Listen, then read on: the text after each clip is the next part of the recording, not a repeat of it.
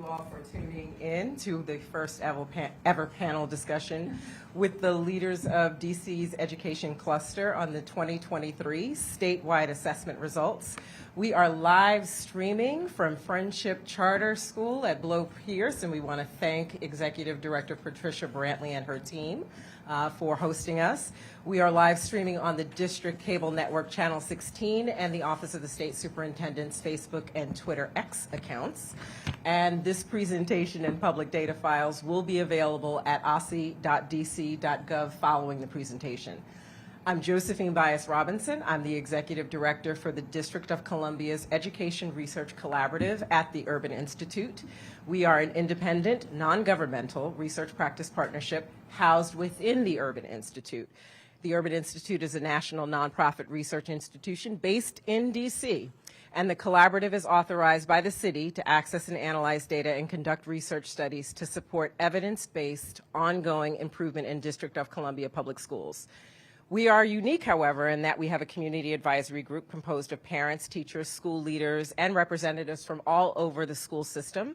And we have a 15-member education research council with expertise from nearly all of our educational research institutions and universities in the city. And our charge is to inform decision-making into educational practice, program development, process improvement, and policy, but we're not an advocacy or an accountability agent. We are a partner, an objective partner to the success of our kids and community in our schools. So I'm really pleased to be here today with leaders of our DC Education Cluster and invite them to introduce themselves. We'll start with the Deputy Mayor. Good morning. I'm Paul Kine, the Deputy Mayor for Education for Washington, D.C. And I am Christina Grant, the State Superintendent of Education for Washington, D.C. Good afternoon. Michelle Walker Davis, the Executive Director of the DC Public Charter School Board, our charter authorizing agency here. Good afternoon. I'm Louis Fairby, Chancellor for DC Public Schools. I'm really excited that all of our educational leaders are here with us today, and we're going to start off by actually reviewing the state assessment data, and to do that is Kelly Scholl, our Assistant Superintendent for Data Research and Assessment. Good afternoon, everyone. Thank you for having me. We are going to move to slide 2 and start with some context about our assessment administration this spring. Each spring, students in grades 3 through 8 and eligible high school courses take the statewide assessment in math and ELA. These assessments measure student proficiency against grade level standards. This year, we're excited to say that over 45,000 students participated in statewide assessments with the support of teachers, school leaders, and their families. The district has continued to invest in high-quality assessments to ensure that educators and caregivers have an accurate picture of how students are doing so that they can make informed choices about how to support them. This investment continues. Beginning in 2024, the district will administer an assessment under a new name, and it will be of the same high quality, and results will be comparable to previous years. As we dive into these results, it's important to remember that while the COVID-19 pandemic occasionally feels like a distant memory to a lucky few of us, the effects are very much present in our classrooms, and the district is working together to address the academic, emotional, and social needs of students. It's also important to remember that these assessments show us a snapshot in time. They're an important tool, but they're just one tool to help us measure the performance and progress of our students. Next. Before we dive into the data, we first want to say that OSSE is proud of the strong assessment season we had. We are happy to see the progress our schools have made over the past year reflected in the assessment results. And we are grateful for the educators who made this possible. We believe these results show us that we're investing in the right interventions for our students. Next. This spring, the district had a successful season. Thanks to the hard work of educators, students, and families, the results largely demonstrate what we expected. The district is on the right path with gains in ELA and math, but we must remain focused on serving students, particularly those furthest from opportunity. The results are heartening and also reinforce the urgency of the work we are doing for the district students. We're committed to continuing our laser focus on successful implementation of recovery programs. Next. We will start by sharing a little bit about our participation rates because strong participation is foundational for meaningful assessment results. Next.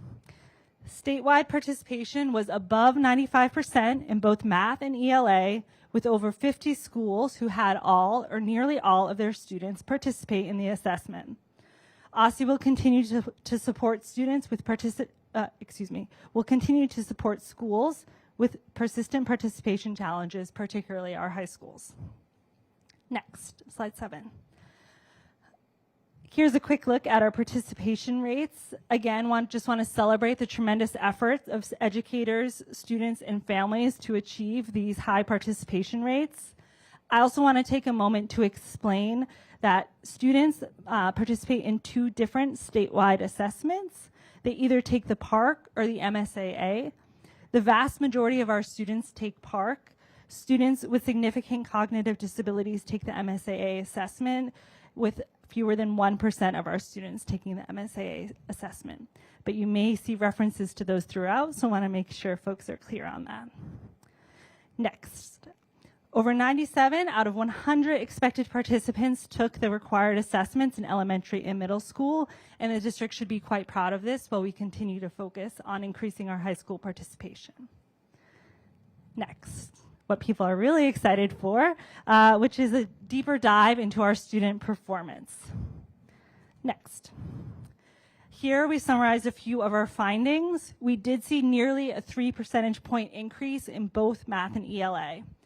However, despite these increases, proficiencies remain lower than 2019, but we are proud that our rate of increase between 2022 and 2023 is similar to pre-pandemic increases. Next. As we dive in, I'd like to explain the levels which we'll be discussing in the next few slides. PARCC provides 5 different proficiency levels, which are a summative performance indicator that families and educators can use. Students who score level 4 or 5 are considered to be proficient or on grade level, while those who score a 1 are furthest from grade level expectations. Next. In the District of Columbia in 2023, we had 33.7% of students who took the ELA PARCC assessment met or exceeded expectations. We do see differentiation by grade band, with students in middle school having the highest level of ELA proficiency. Next, slide 13. In math, we see a different story. Again, an increase over 2022 in the rate of proficiency, and we now have 21.8% of our students proficient in math. Next. While we're excited about these increases in proficiency rates, the data remains sobering, with many of our district students continuing to score at level 1, indicating they are furthest away from grade level expectations. This is especially true among students with disabilities, where more than 1 in 2 students with disabilities scored in level 1 in the ELA and math assessment. As a note, for clarity, students with disabilities refers to a student with an individualized education plan, or IEP. Next. The District of Columbia had a waiver from the U.S. Department of Education and therefore did not administer the statewide assessment in 2021, but we can look back to 2019 rates of proficiency, where we see that proficiency rates declined between 2019 and 2022, but have increased between 2022 and 2023. Next. In this slide, we compare ELA proficiency rates in 2022 and 2023 by grade band. ELA proficiency rates increased since 2022 in elementary and middle schools, but have stayed nearly the same in high school.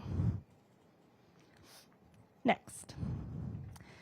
And here we are looking at a similar graph, but with math proficiency between 2022 and 2023. What we see here is an increase in elementary and middle school grades, but again, rates of proficiency similar in high school between 2022 and 2023. Next. I'm going to take a moment to orient ourselves to these graphs, which will show ELA proficiency rates by racial and ethnic group. The orange dot represents the proficiency rate from 2022, and the dark blue dot represents the rate from 2023. So a dark blue dot to the right of an orange dot indicates that proficiency rates have improved since last year. The number all the way to the right on the screen indicates the percentage point change in proficiency between 2022 and 2023. A note for this slide and the next is that student groups with the double asterisk make up fewer than 1% of participants, and their small n sizes just make them more susceptible to unreliable swings.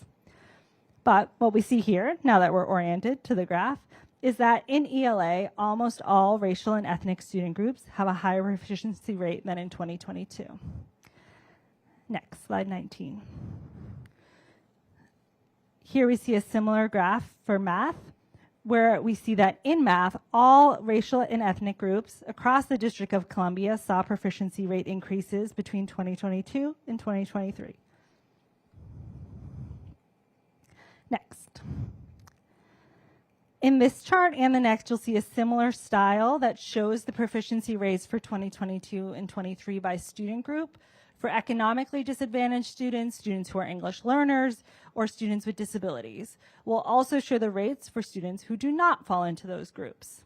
Economically disadvantaged students refers to students who receive TANF or SNAP benefits, experienced homelessness, or were wards of the state through CFSA. English learners refers to students who are identified as English learners based on a language screener and were actively learning English in the 22-23 school year, or who had exited English learner status in the prior 2 school years by demonstrating proficiency in the English language. Like I mentioned before, students with disabilities refers to students who have an IEP. In ELA, what we see is that proficiency rates increased for economically disadvantaged students, English learners, and students with disabilities. However, they increased more for students not in these groups. Next, slide 21. Similarly, in math, we see that while proficiency rates increased for economically disadvantaged students, English learners, and students with disabilities, they increased more for students not in those groups. I will now pass it back to Josephine to lead a discussion about the results. Thank you, Kelly. Before we start our discussion, we were super efficient in our introductions, so much so that I know that you all have kind of want to say something to folks as the school year opens, and would love to hear from each of you your opening remarks, and also just setting the stage for the importance of the discussion that we're going to have and the questions that will come. So we will start again with Deputy Mayor Kine. Thank you for that. It is really an honor to be here, and in particular, an honor to be here with the public school leadership team from across the entire city, representing all of our schools and our state agency and our executive. And I think the only context setting that I will offer here is that we continue to face these extraordinary challenges in the face of the pandemic's impact. And now we all think of it as being in the rearview mirror, but that is not the case for so many of our students and our families. We'll get into a discussion here today about what we've learned about that more specifically, but I did want to share that we remain committed to the path that we're on in recovery. Great. Thank you, Deputy Mayor. I want to echo a tremendous thank you to all of my colleagues in the public education team, to you as well, Josephine, for being our friendly guide through this conversation. Also to the entire Friendship family. We are sitting at Friendship Blow Pierce campus. This little sign over here tells me we're sitting in Miss Kelly's classroom. So, Miss Kelly, thank you for letting us take over your classroom. We also happen to be sitting in the school that the 2022 DC Teacher of the Year, Dominique Foster, teaches in. And I loved stopping by her classroom. And it's directly connected to the conversation that we're going to have today. She works tirelessly to love on her little learners, and there's both hope, and Kelly said the right word, excitement, to see our proficiency scores increasing, mirroring the types of increases we saw before the pandemic.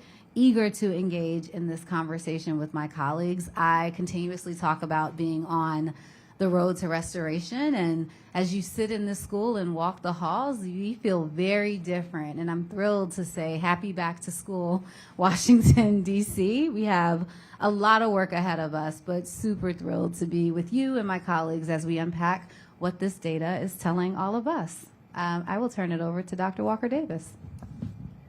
Thank you, Superintendent. I will echo the happy back to school to all of the students and adults who have begun the school year, and welcome those who will be coming next week. I too am excited to be a part of today's conversation. I kind of geek out on data, and as the city's only authorizer of public charter schools, we use many tools, including PARCC results, to really inform our oversight and monitoring work. And state academic performance data really allows us to illuminate bright spots, but also helps us really laser in on where we need to focus additional supports and attention. So really thank you for the opportunity to be in this conversation together, and also thank you for all of the work that we continue to do together on behalf of our public school students. Good afternoon. I get to close us out here. So that means I have much time as I would like to. But seriously, it's an honor to be with my colleagues here this afternoon to have important conversation around our PARCC results. I have to recognize my colleague, Executive Director Brantley. She's been a phenomenal leader here in the education space in DC. And then Dr. Walker Davis. While we lead different school systems, many would argue, we do have a common goal in mind, and that is to ensure that our young people are experiencing success inside and outside of the classroom and academic excellence. As my colleagues shared earlier, the summative results we receive from PARCC help us often make decisions around what we replicate, what we invest in, and then opportunities for growth. So I'm excited to enter in this conversation today around our PARCC results.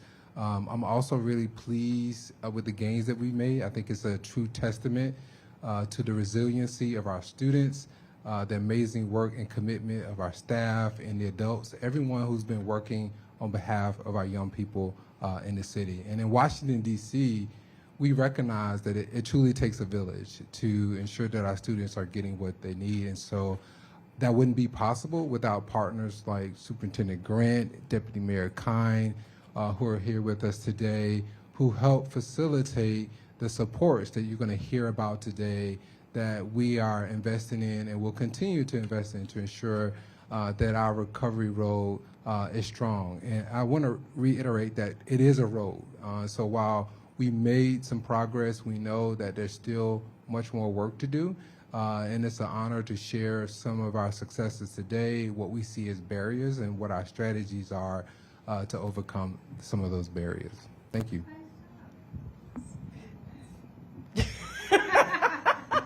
Thank you all.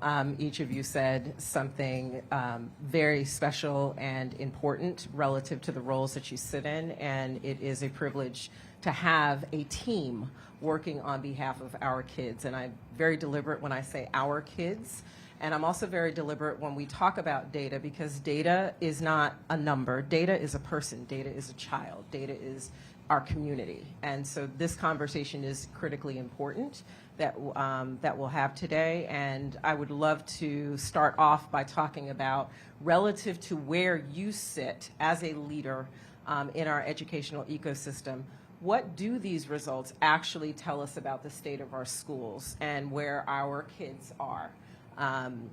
What were you surprised by? And what's missing? Where are the gaps? And ultimately, what's next? So I know that there are 4 parts in there, but I am confident that you all have been thoughtful about this as you've looked at this information. So I'll start with Dr. Grant. Oh, wow. You know, it's an interesting question, particularly in this seat. I don't like surprises, so the team can tell you that. I think I was enheartened to see increases in both ELA and math.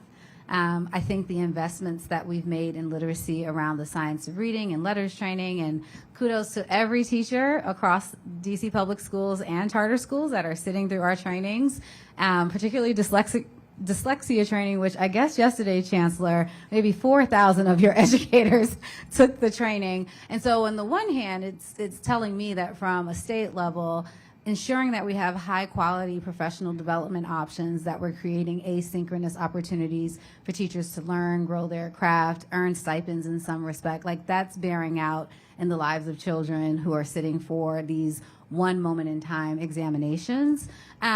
Wouldn't say that I was surprised in that we've seen nationally increases in literacy not mirroring the same types of increases in math. And so it's telling us, which you'll hear us talk about more, all of the different ways that we're going to start deepening our investments in mathematic instruction. For me, that will be, again, more high quality professional development opportunities, but we're also going to weigh in on curriculum, models, programs, interventions that will allow our educators to have more tools in their toolbox when we think about mathematics instruction. I think a lesson that we all learned coming out of the pandemic is that mathematics is very hard to teach, particularly our little learners, when they are separated from an in-person instruction.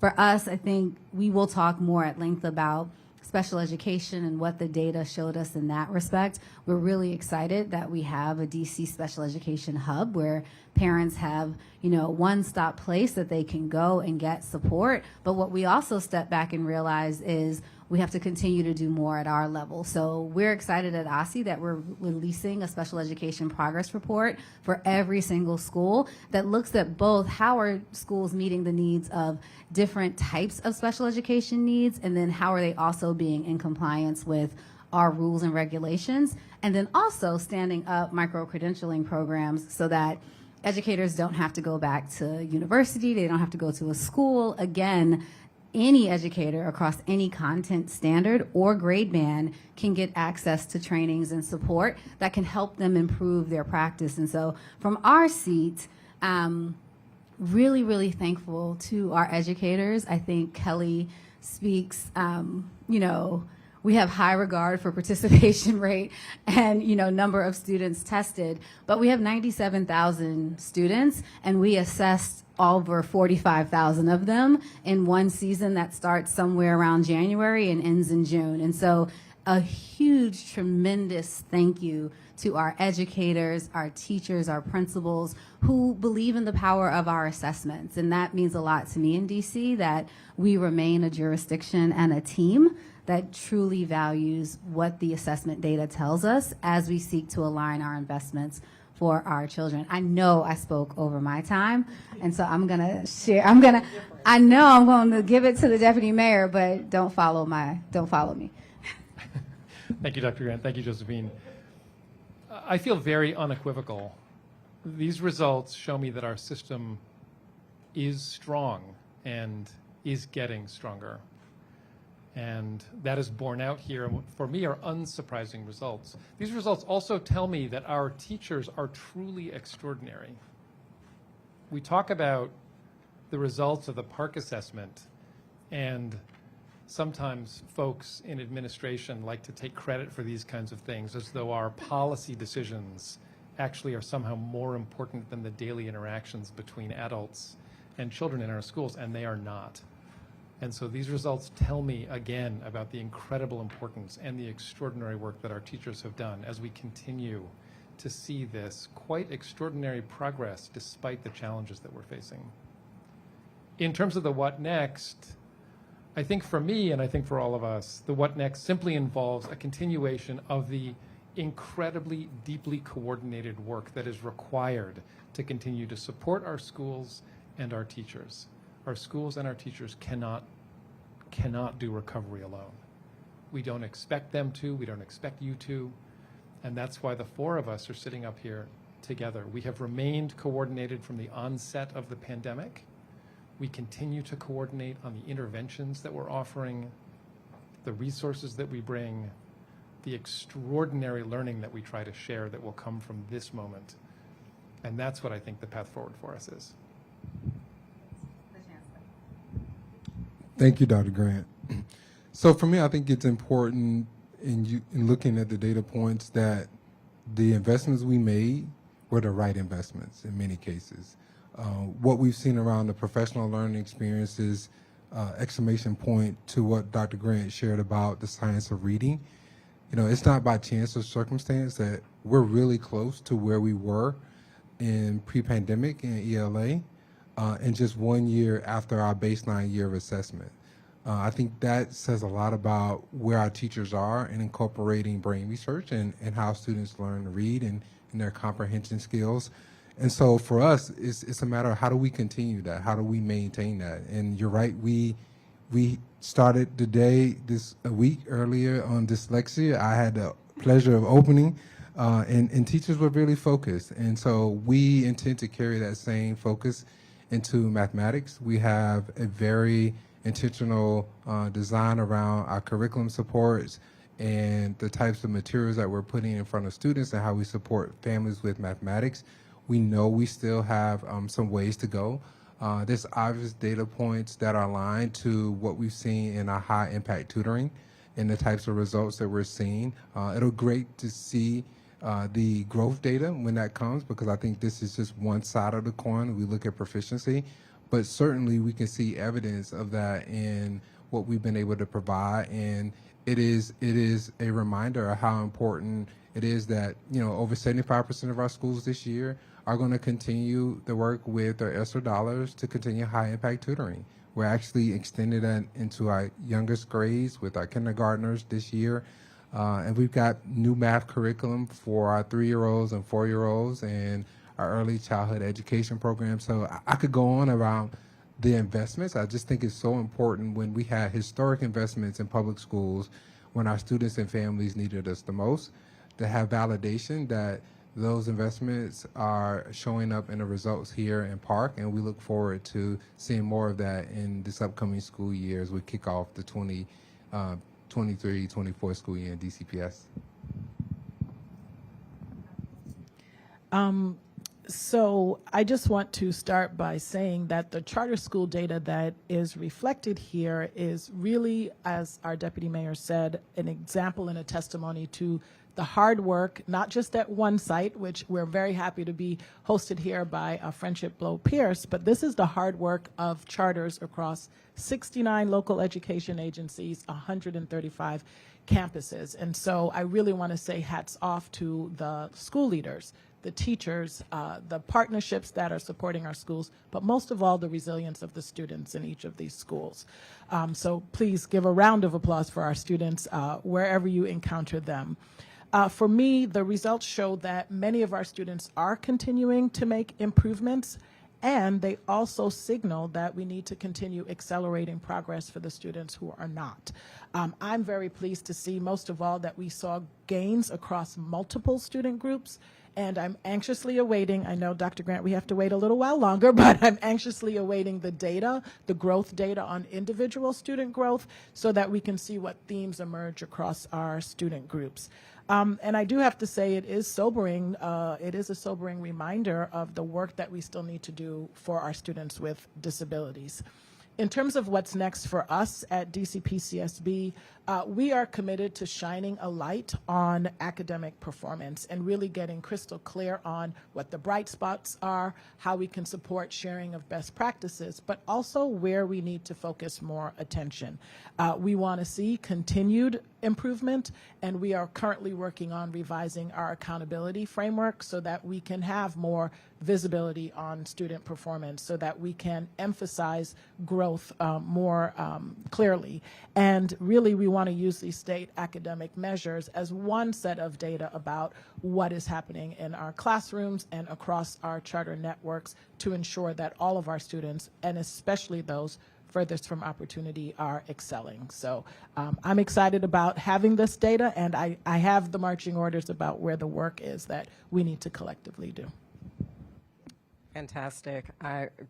It was especially helpful to hear each of you talk about the investments that have been made and the results from those investments and how you are looking to continue them.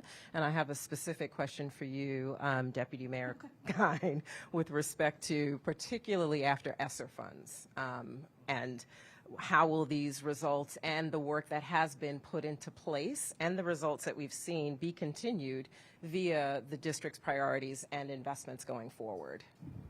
Thanks, Josephine. Very, very important question. Education and children in general, of course, will remain a top priority for Mayor Bowser, for the executive, for this administration, and for the city. I'll remind us that as we look towards the recovery and as we look towards the ESSER wind down, this year we've seen more than 5% increase in the UPSFF funding into schools, which is in part intended to begin to mitigate the reduction in some federal funds as we look to increase local funds. We saw historic investments in teacher pay across both sectors at a time when the budget was getting more and more constrained because of the vital importance of this work and the acknowledgement that teachers are doing the work on the front line. So we'll continue to see those kinds of priorities reflected going forward.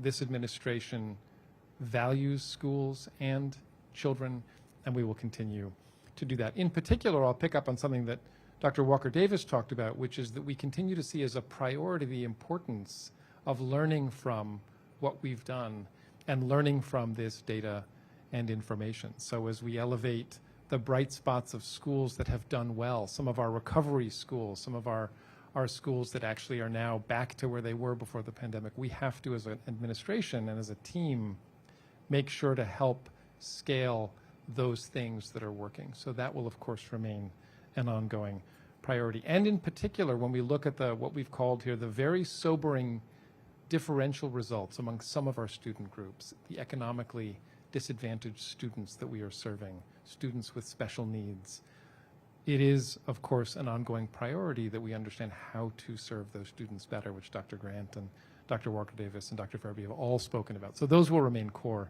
priorities going forward. Thank you. I want to get a little more granular. Deputy Mayor, you said the phrase bright spots, and we've got a number of bright spots here within our schools, and want to direct this question to Chancellor Farabee and Dr. Walker Davis relative to what is so special, what's happening in these schools that have results, that are demonstrating promise, that have seen significant growth, what's working at those schools that you want to lift up, that you want to you want to see in other schools, that again will follow with the investments that you'll make. Yeah, so I think there's a direct correlation to two key strategies that come to mind. So during the pandemic, we refocused our energy towards our multi-tier systems of support, which allows us to monitor student mastery and performance throughout the school year and to utilize our formative assessments in a way that we can be more intentional around the types of interventions that are being applied and the intensity of those interventions. I think schools that really embrace this concept and did really well, we do see a correlation in their results. And then translating that into what we call weekly data meetings, ensuring that there's regular conversation among the educators who share the same students. It could be the grade level, it could be the content area, but where we see, the fourth grade teachers really leaning in together to understand where there are misunderstandings, how to quickly respond to student need when there's lack of understanding, we see the best results. And so that will be something we'll continue to elevate this school year, and we'll continue to support our school leaders on those two topics because we know those investments pay off, and we see the results in our results from this school year. And I'll jump in again with my customary reminder that every public charter school implements unique programmatic models that meet their school communities. But that being said, there were some themes that emerged as we reached out and tried to ask, what are you doing? What do you attribute any improvements that you're making to? And those were really focusing on the basics. I want to again take this opportunity to applaud the Deputy Mayor and the superintendent for attending to some of the other resources that needed to be in schools so that the instructors could focus on instruction. And really that is what I think at the end of the day is what is possible now that we're back to a newer normal than we were before. We're not focused on testing. We're not COVID testing. We're focused on academic testing, not COVID testing and other sort of public health pieces, and the resources provided for that to happen and to make schools healthy and safe spaces allowed educators to focus on those things. So I want to lift up small group instruction. I heard a lot about really focusing on small group instruction so that the as you identify the needs of specific student groups, that instruction can be tailored to those specific needs. I also heard a lot about collaboration between teachers, collaboration between teachers and students, trying to focus on how do you make those opportunities more engaging and maximize the instructional time. And then instructional time and tutoring. Again, another nod to resources that are provided. We spoke a lot last year about high impact tutoring. We saw some creativity in our charter schools around how they implemented high impact tutoring models, right? So they thought deeply about how do we create engaging opportunities for the students during the school day, after the school day, and we heard a lot from our educators that they wanted to be involved in the high impact tutoring. They didn't want necessarily to always have outside partners coming in to do that, but how do they reimagine their workload and their model to deliver some of that on site? So there are different stories across our charter network. I'm not going to get myself in trouble by lifting up one school over the other, but I would invite our viewing audience and others to really look at the data and see where you see those improvements and inquire more about what specific charter networks and schools have done to get there. Thank you. I think that speaks a great deal to the investments and the work, particularly around instruction and training and development. I will also posit, considering we've seen additional qualitative data, that the creation of healthy school environments, mental health supports, and creative, fun things are meaningful and have had a meaningful effect in lifting up a number of these schools. And so I just want to highlight that particular point of work and investment that I believe most of our schools have begun to do, and we've seen a lot of results from that. Want to move to something that's near and dear to me. As a former chief of family engagement for our schools, I really want us to be thoughtful about not just the instruction that's happening, but the community that surrounds and helping and supporting our families. And you all have, in some way, shape, or form, spoken a great deal or touched upon the work that's been done and the investments that have been made for families with children with disabilities. But I do want to direct this question to you, Dr. Grant, in large part because of the investments that OSSI has made and help families understand what the data means for their children with disabilities and what you'll be lifting up and supporting. Great, and I'm gonna always, as I do often, have my good partner, Chancellor Farabee, tag team here, because I think it's important to frame out the question both from what families will experience from the state, but also what they should expect to see playing out school in school within inside of DCPS. And so first, I feel like there's a ton of eyes looking this way because everyone's like, we want to see the growth data. And, you know, two things are true. If we held the data until we had growth data, you wouldn't have it until the end of September and folks would be grumpy. But I think families should know that, like, as they're returning to school within the month of September and early October, they're going to receive an individual report on the assessments that their child took, where their child scored. It gives parents a tool as they start going back to progress report conversations or first semester report card meetings. Like, they get to engage in a conversation that's family friendly around, so my student is a 4. Tell me more about the space between 4 and 5. Or, you know, last year my son or daughter or child scored at this level. Help me understand ways that I can support their learning at home, et cetera. And so we're really excited about getting those reports to families, and also, as you've heard, looking at growth data. So at the state, we have redesigned our accountability system. It's been approved by the United States Department of Education. And in this coming report card, we will start having different conversations about school quality. We'll be able to make distinctions between schools that can grow student groups, but also schools that are slowly but surely getting along the road of proficiency. And I think it's important for families to not have fear or intimidation as we talk about assessment data, and what it means in the life of their home.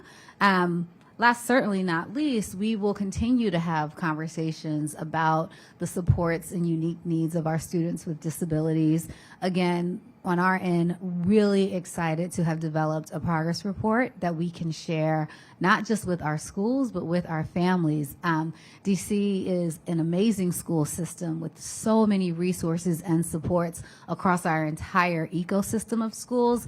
And we want parents to be able to know the need that their child has and deeply understand the school in their community or across the district that could meet that need and at which level. I'm going to keep plugging the DC Special Education Hub, not just because we run it, but because that was feedback we heard directly from families. We have some parents in the room and definitely in the audience, and I think it's a challenging moment when you realize that your child needs a little bit more. I think about the space between when I found out I needed glasses to when I found out I had a vision disability to when you actually have to tell someone you need more time to test or you need signs that are bigger or you need etc. We want to make sure that a student with a disability is not a limiting aspect of a child's educational journey. And in fact, if you are informed from birth through, 12th grade and college, we can course correct along the way or provide needing supports for students. And so the interplay between what occurs, arguably at a state or policy level is critically important in terms of what is happening day to day with families. And we want to continue to push that work forward. I have said a lot, but Chancellor, I don't know if you want to weigh in on specifically how you see this data playing out in terms of shifts, changes, or doubling down of supports that will exist inside DC public schools. Yeah, thank you, Dr. Grant. I appreciate your team laser-like focus on students receiving special education services. I know, as I mentioned earlier, our journey is a long one and certainly not ready to run a victory lap, but I'm extremely proud of the work that we've done and embracing a mantra that a least restrictive environment for our students receiving special education services is just that. And so what we've seen through that work is we have actually exceeded our pre-pandemic level of proficiency in ELA for our students receiving special education services, which is something we should certainly celebrate. And we also saw progress in math as well. So I think it's a validation of many of the strategies associated with this focus, and we plan to continue that. And deepening the professional learning not only for our special education educators, but all of our educators who support students who are receiving special education services. I want to go back to the question around partners, and now I know your affinity to partnerships, given the history with engagement. Parents often are partner one, right? And so I think it's important for us as we take this math journey to the next level, sure our parents are lockstep with us. And so this school year, we've created a series of parent-university engagement sessions around mathematics. We want to break down some of the myths around mathematics and some of the discomfort that we hear from parents and guardians, grandparents, this new math. I'm not connecting with this new math. I need to understand this new math. And then also helping all of the adults see where concepts of math are all around us. Math is in the grocery store. Math is on the playground. Math is around you when you're riding your bike. And so we want those connections to be clearer. We want parents and guardians to help us at home. We're trying to move away from some of the gimmicks and the way math was taught. Things like, the alligator mouth points this way when you're comparing less than, greater than, equal to. All those things are great, but we want students to understand deeply concepts of numeracy and why math is so important in applications of parts of life. And I do want to elevate the other partners we have because we've grown our summer options, we've grown our before and after school programming, our high impact tutoring through our other nonprofits and other partners that support DCPS.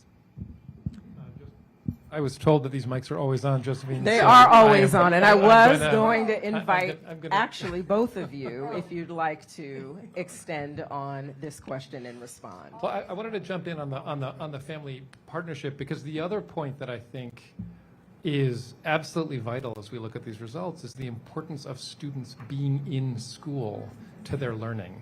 And of course, we have seen an unfortunate rise in our chronic absenteeism rate coming out of the pandemic, which thanks to the hard work of school people, is improving.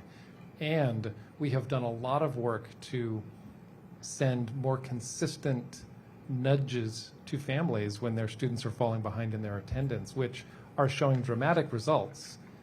Families that receive those nudges actually end up doing much better on chronic absenteeism than those that don't. So we continue to work hard on attendance, but this is a wonderful moment to remind us all that students need to be in school. We talk about the need for more learning time for young people. We talk about extra days, we talk about after school, we talk about weekends, we talk about the summers, but we've got this fabulous school year full of many, many days during which every student should be in school every day. Do you have anything to add, Dr.? I'll try to be brief here. I think when it comes to family engagement, like this is an area where I think many of our charter schools shine. You know, they are building active relationships daily with their school communities. And if there was any silver lining in COVID, I think all of us had a different relationship with school. I have middle schoolers, and I got a new window into the realities of the educators that support my own children. But I do think that there was an expectation created during COVID about the relationship between home and school that, quite frankly, most of our educators have leaned into and created new possibilities. So I'm excited that they have continued many of those strategies post the height of our pandemic and are really leaning into that new relationship. I do think that these increases would not have been possible if there wasn't just a new relationship, a new compact between families and schools. Fabulous. So I'm going to throw a little bit of a curveball because I have time. But the achievement gap actually comes into play a great deal in reading and math. And there's a definite difference in what's happening in reading and what's happening in math. And you all both talked about your investments that you are making, have made in ELA and are going and have been making in math.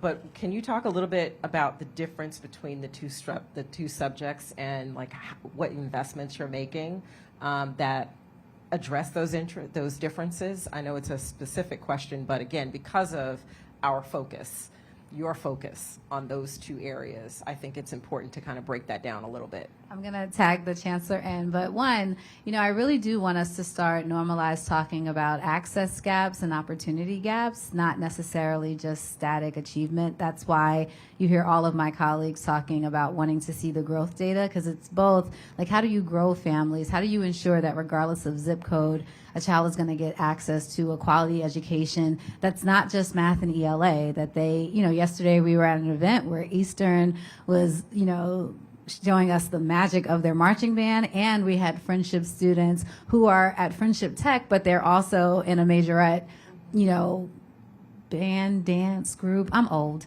But the duality of it, in that moment where we're celebrating a complete redesign for what high school is, we also saw high school students leaning into art, leaning into music, creating multiple reasons and ways for children to want to not just go to school, but like run to school. And that was a fascinating moment for me. I remember speaking with Genesis, who will be at Eastern High School next week, and she was adamant. And I remember Chancellor, she was adamant about two things: that she wanted to be in the ATC and that she was a cheerleader. Because, the chancellor said, she's like, no, I'm an all-star cheerleader. And I said, oh. And so when you think about not just the achievement gap, I think we are focused more on the overall investments that we want to make in whole child experiences so that they are getting high quality instructional materials for ELA and math, that they're having access to teachers who have high quality professional development, that we are doing the state job of having an accountability system, focusing on our lowest performing schools and providing supports accordingly. But in the life of a child or a family, regardless of if it's a DC public school or a DC public charter school, kids are showing up to places and spaces where they're loved, and there's a range of options that keep them engaged in the classroom, outside the classroom, before school and after school. And yesterday was a moment just through the lives of high schoolers on just how important that is. But Chancellor, I know that you all are deepening that work in your middle school experiences, because in elementary school, I mean, that's what we're all going to see this week, next week, like the little tiny ones with their little sign.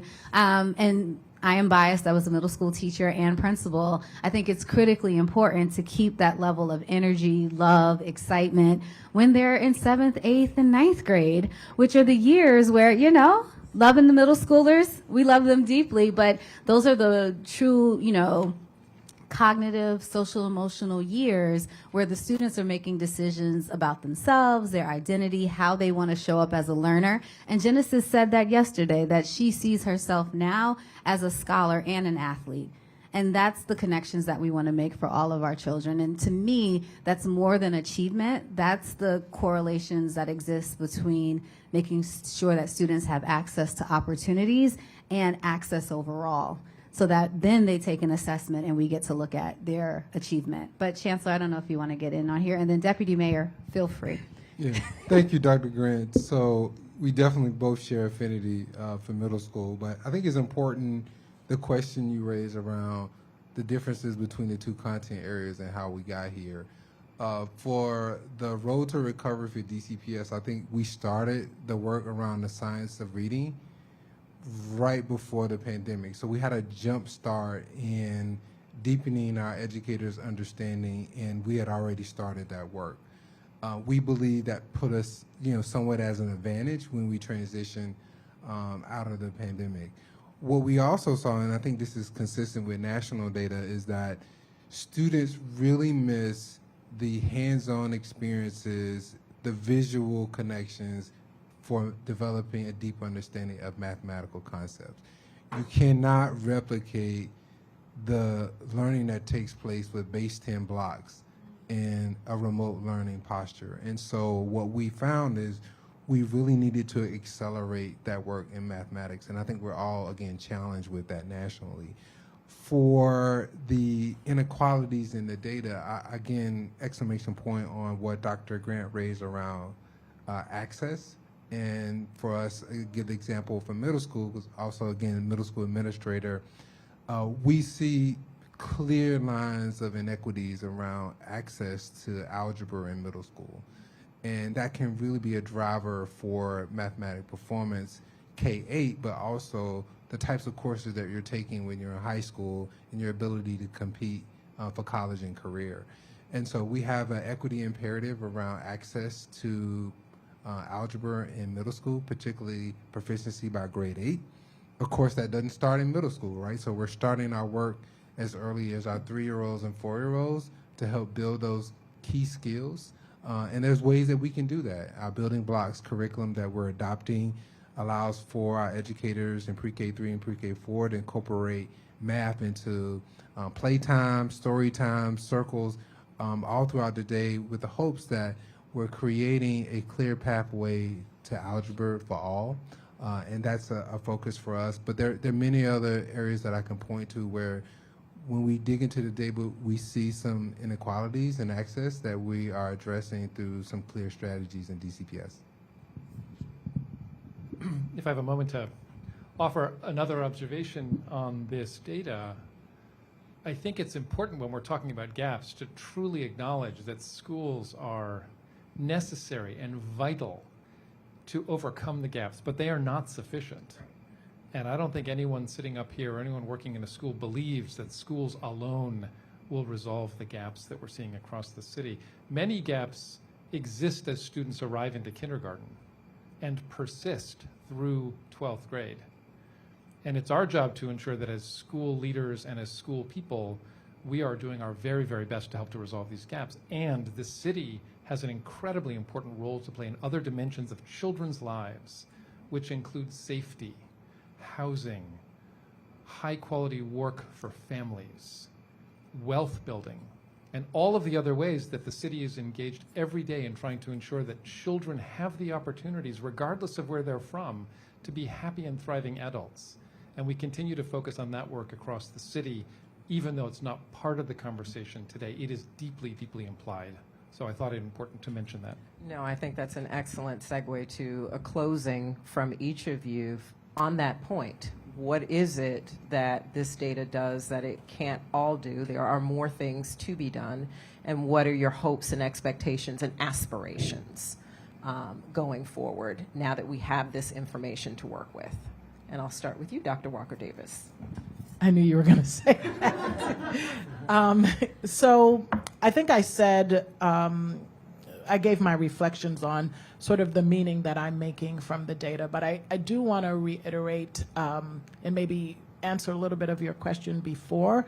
The reframing that Dr. Grant offered around this being an issue of access, to me, makes me focus on this data exposes both the systemic challenges and the systemic opportunities that are ahead of us. And we have already actively begun our work on our revised accountability framework so that we have the most accurate, timely, useful information that we can have in our oversight responsibilities to do what's necessary in terms of monitoring charter schools. I'm pleased to be sitting on a panel here with folks who are committed to thinking about all of the challenges in front of us from a systemic perspective, right? So it is not just what are we going to do in terms of the inputs necessary for instructional support and the relationship building that needs to happen at schools, but it is all the things that the Deputy Mayor lifted up about outside of schools. And the biggest takeaway that I have from the time that I've spent working with this team during the pandemic is that collaboration is not just a nice to have. It is absolutely necessary for the success of our students, right? And for the success of the schools that they are going into each and every day. And so I am looking forward to more work, accelerated work on our parts to make sure that the system is fine-tuned to support all of our students and their families, and that is both inside and outside of school. I have a particular attention around how we do this for charter schools, but that being said, that cannot happen. Our students are the same. You know, they're not looking at the sign on the outside of the building, whether it says public charter or DC public schools, right? Families are looking for high quality educational options. It's our job to pay attention to what that looks like in the public charter sector, and it's my job specifically to sit in partnership with the individuals here to make sure that we have a city that families continue to choose to have their children experience public education in. Thank you. Mr. Deputy Mayor, and then the Chancellor. Thank you.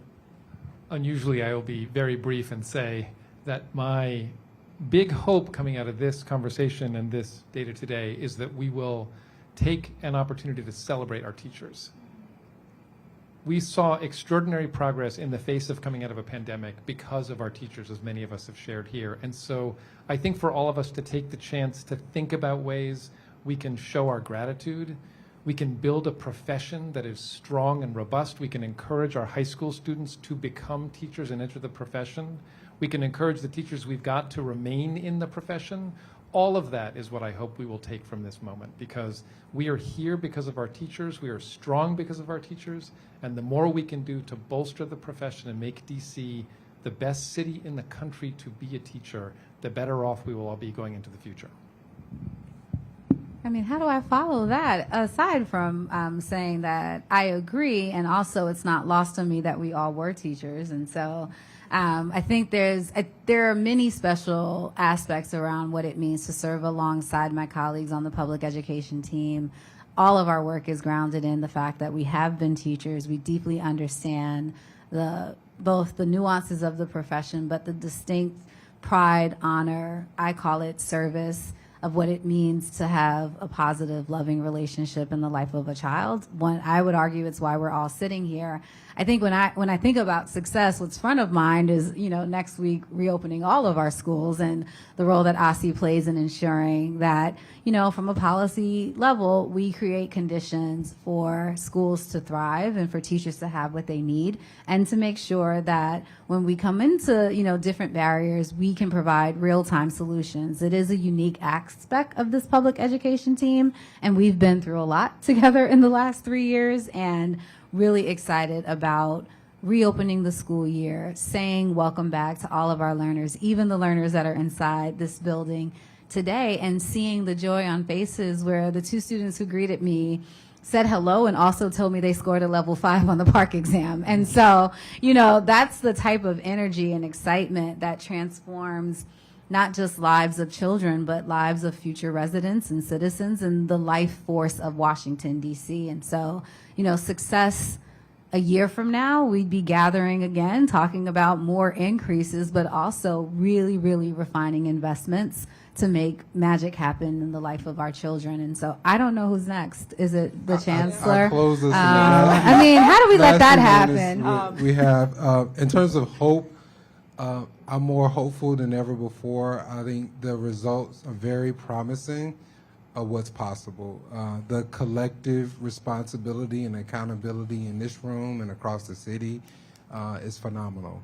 In terms of aspirations, I put my parent hat on as a proud parent of a DCPS graduate who's excelling in college. I want that same journey for every DCPS student. And I think this is an opportunity to capitalize on data that will inform our work to ensure that all of our students are prepared for what's next in their journey for college and career. That is an incredibly hopeful note to close on, and so I want to thank each and every one of you for your time and for your work on behalf of our kids, and I mean that deliberately, our kids in our community. We do know that there's a lot of work that will continue, and the collaborative will be here to respond to information requests with respect to the gaps and more information that's needed. So wanted to say that, but want to again thank you, and thank you all for joining us today. You can find out more about the 2023 assessment results and the administration of the test itself at Mayor.dc.gov. And we wish every one of you a joyful and smooth transition back to school. To all of our students, our families, our educators, our community members, the entire DC community is behind you. We're going to have a great 2023-24 school year. Thanks a lot. Take care.